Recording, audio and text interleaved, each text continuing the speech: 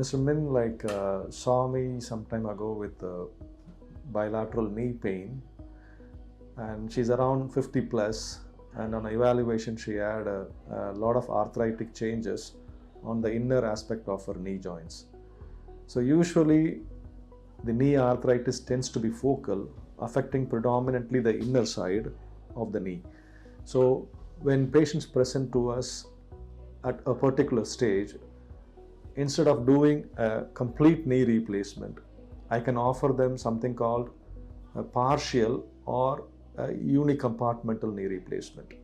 So in a total knee replacement, we replace the entire knee, whereas in a partial knee replacement, we replace only a portion of the knee which has become arthritic.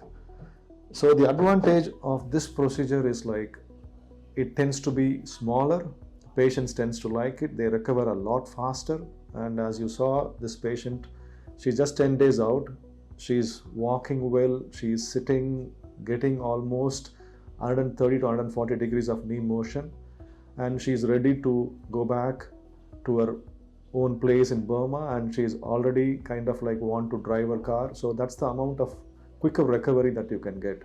And these procedures are also durable, that they can sustain and for a very long time. Okay, so we expect around 20-25 years in terms of lifespan.